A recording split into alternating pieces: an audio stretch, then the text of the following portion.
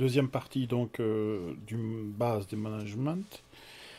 Et donc maintenant, on va attaquer la partie valeur ajoutée de façon très succincte.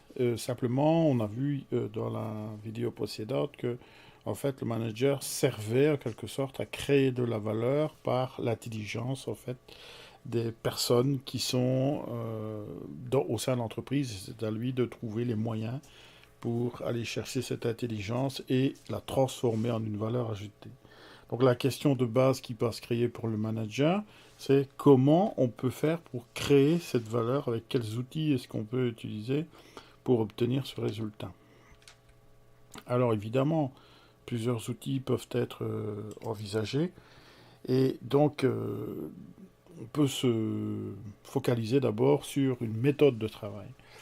Alors, travailler plus en répétant ce que l'on fait bien, par exemple, ça pourrait être une première mouture, une première façon de travailler.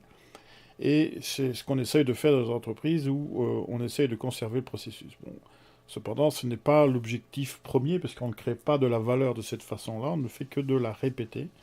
Et évidemment, s'il y a un concurrent qui trouve une méthodologie plus performante et novatrice, donc en ne répétant pas forcément ce que l'on fait, mais bien en améliorant ce que l'on fait. Donc vous voyez qu'il y a déjà une petite nuance par rapport à ce que l'on devrait proposer pour augmenter cette fameuse valeur ajoutée.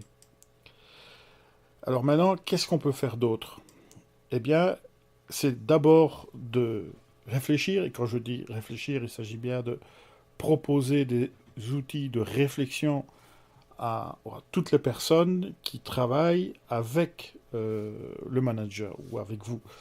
Alors ça implique une première chose très importante, c'est que vous êtes obligé de passer par une phase où votre remise en question continuelle, c'est-à-dire se poser des questions et essayer d'y répondre et de trouver des moyens pour pouvoir y répondre, et la condition sine qua non a justement la capacité à faire réfléchir d'autres personnes.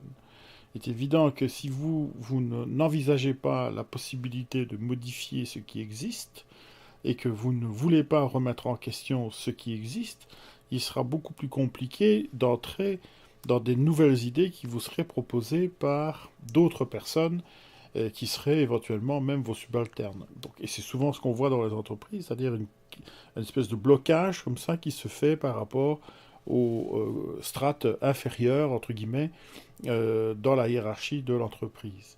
Donc réfléchir plus et proposer donc des produits encore mieux adaptés aux exigences du client. Alors, dans ce vocable-là, on va intégrer bien évidemment tout ce qui est nécessaire pour satisfaire les exigences du client. Il ne s'agit pas du produit en lui-même, mais bien de la qualité du produit, c'est-à-dire comment on le fabrique, comment on le vend, comment on le propose au client, comment on l'entretient, etc., etc.